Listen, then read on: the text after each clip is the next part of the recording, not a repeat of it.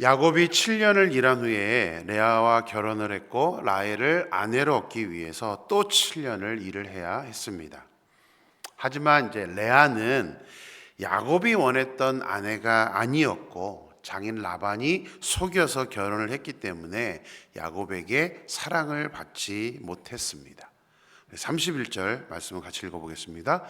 여호와께서 레아가 사랑받지 못함을 보시고 그의 태를 여셨으나 라헬은 자녀가 없었더라. 자, 이것을 영어 성경이 NIV에서는 Leah was not loved라고 우리 한글 성경처럼 사랑을 받지 못했다라고 번역을 했습니다. 그러나 킹 제임스 버전은 Leah was hated라고 미움을 받았다라고 번역을 했습니다. 그럼 히브리어는 뭐라고 원래 의미를 두었을까요? 세노아라는 단어를 썼는데 그 단어는 사랑받지 못하다는 게 아니라 미워하다, 싫어하다, 가증히 여기다라는 뜻의 단어입니다.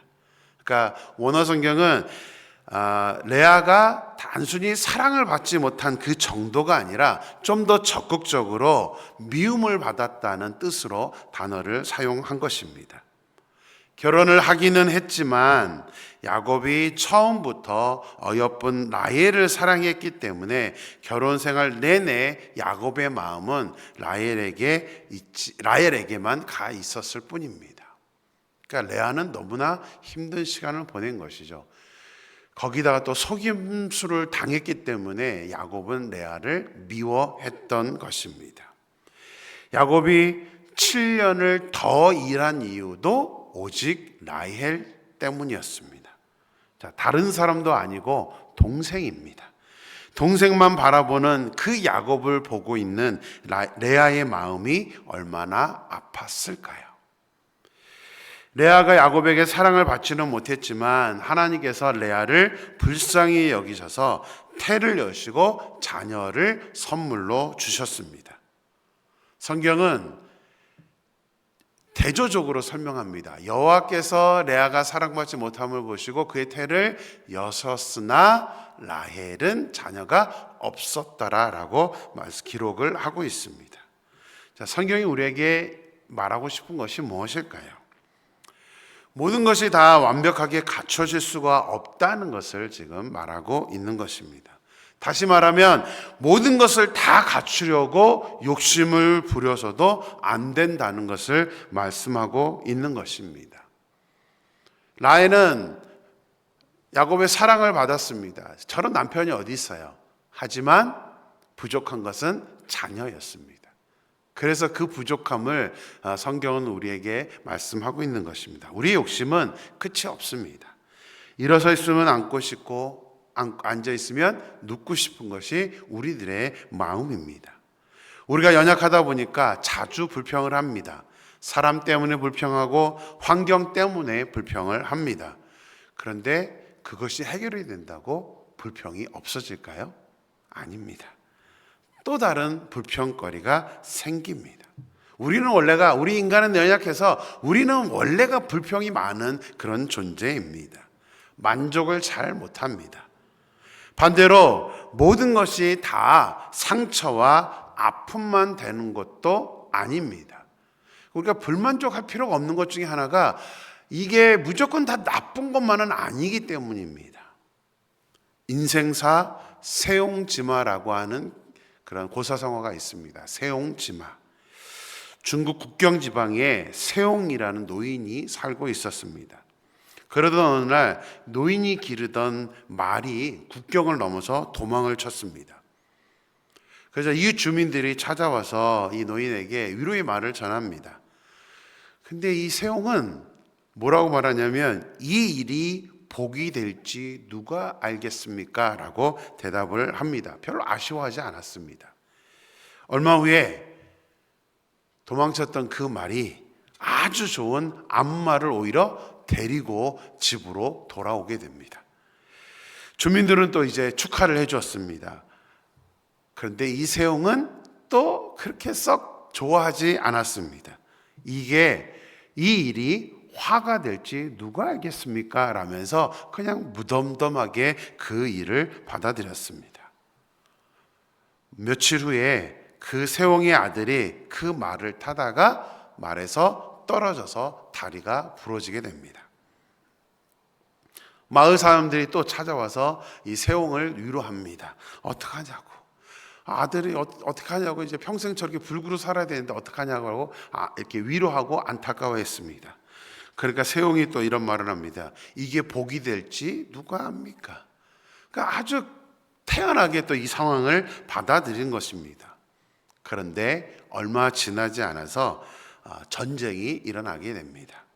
고대 시대는 전쟁이 일어나면 다 징집을 하게 되잖아요. 그 마을에 있는 모든 젊은이들이 다 군인으로 징집되어서 이렇게 군대로 가게 되었고 많은 사람들이 죽게 됩니다. 그런데 세옹의 아들은 다리가 불구이기 때문에 전쟁에 나가지 않게 된 것입니다.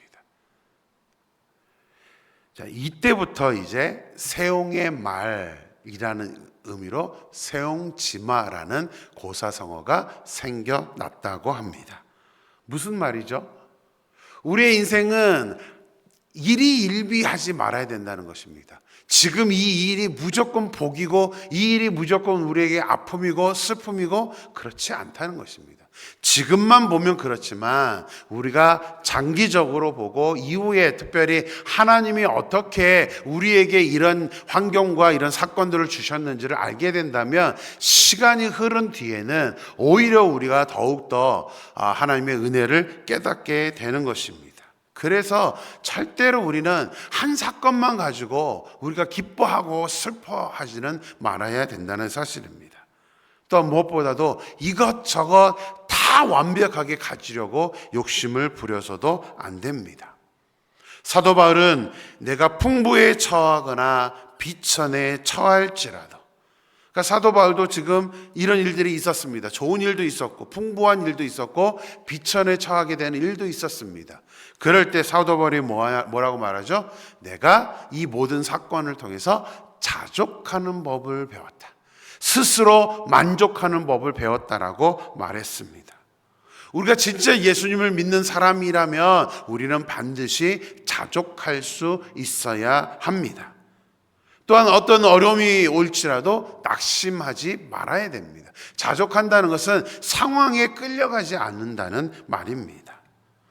왜냐하면 하나님께서 어떤 상황 속에서도 하나님이 우리와 함께 하시기 때문에 지금의 상황이나 그 어려움들을 전화위복 시켜주시기 때문입니다. 레아도 그런 일을 겪었습니다. 지금 당장은 야곱에게 사랑을 받지 못하고 오히려 미움을 받았지만 하나님께서 그래도 레아에게는 태문을 열어주셔서 자녀를 선물로 주셨습니다. 그래서 바울이 뭐라고 말하죠? 항상 기뻐하라, 항상 기뻐하라. 범사에 감사하라. 이것이 우리 크리스찬들의 삶이어야 된다는 것을 오늘 본문은 우리에게 말씀해 주고 있습니다. 그래서 어떤 상황 속에서도 우리가 자족할 수 있는 저와 여러분이 되기를 주님의 이름으로 축원합니다. 자, 하나님께서 레아의 아픈 마음을 아시고 태를 열어 자녀를 허락해 주셨지만 안타깝게도 레아는 자족할 줄 몰랐습니다. 자족하지 않았습니다. 계속 불평과 불만을 갖게 됩니다. 이것을 어떻게 알 수 있냐면 야곱이 자신을 미워하는 것만 생각해서 아들들을 하나님께서 선물로 주셨는데 그 아들들의 이름을 지을 때에 자신의 그 마음을 한풀이하는, 아들들에게 복된 이름을 지어준 것이 아니라 자신의 감정을 이입해서 아이들에게 그 자신의 감정을 표출시키는 이름, 그렇게 좋은 이름의 뜻을 가지지 않는 이름을 지금 지어주는 장면을 오늘 본문을 통해서 우리가 보게 됩니다. 자, 한 명씩 한번 찾아볼게요. 첫째 아들을 낳고 이름을 무엇이라 지었습니까? 첫째 아들의 이름은 르우벤입니다.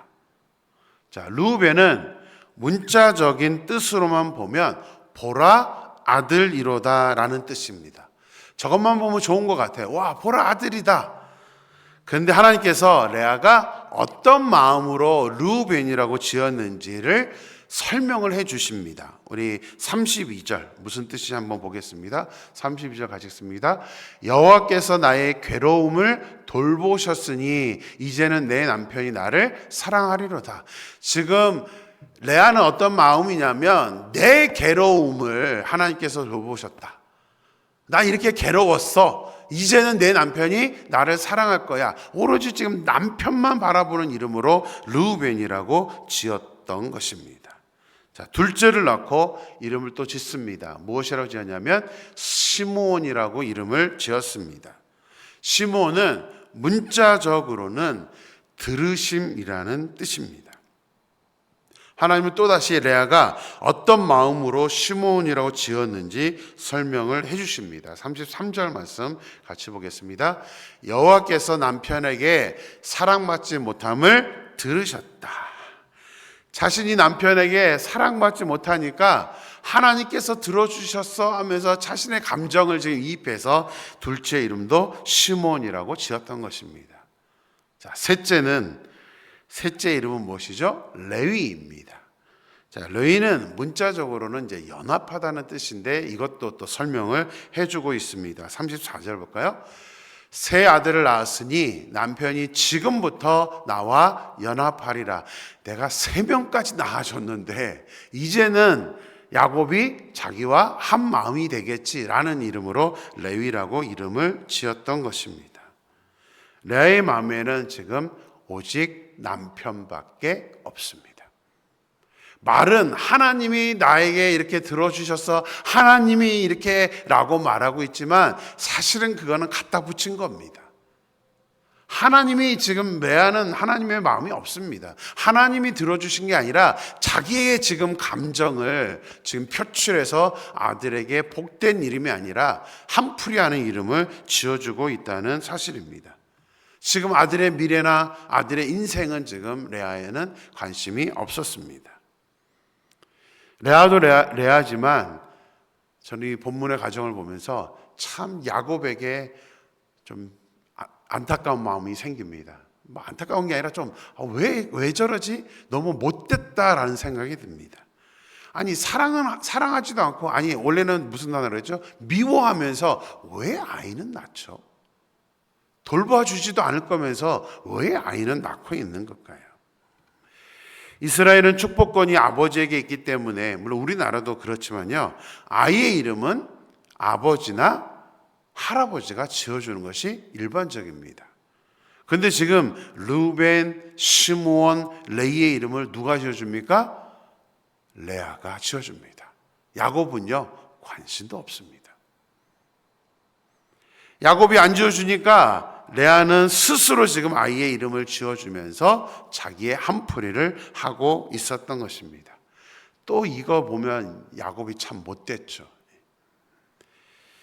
야곱의 이런 모습 때문에 레아는 자족할 수가 없었던 것입니다.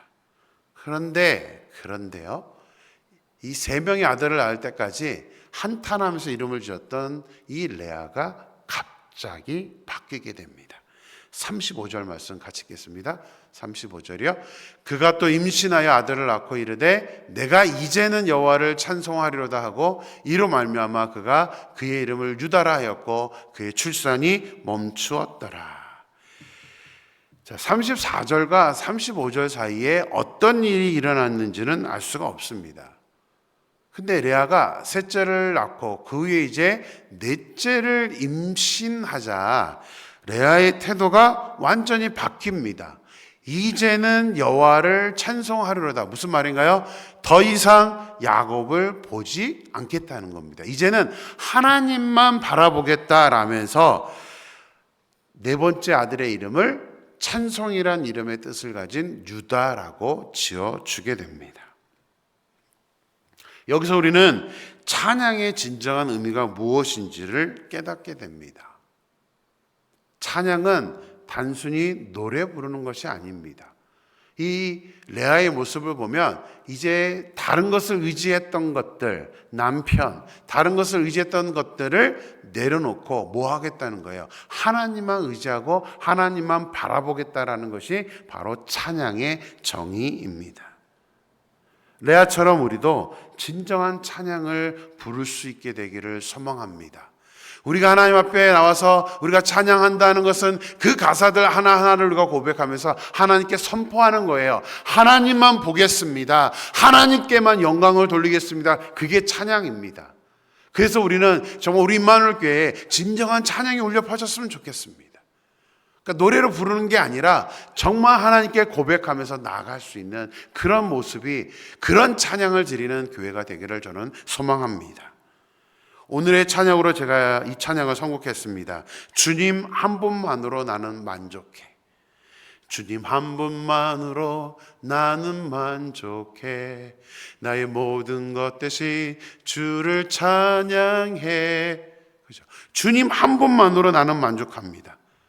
그래서 어떻게 찬양하죠? 주님의 크신 사랑 찬양해. 나의 힘과 능력이 되신 주, 나의 모든 삶 변화되었네. 어떻게 변화돼요? 주님만 찬양하는 삶으로 변화되었네. 크신 주의 사랑 찬양해.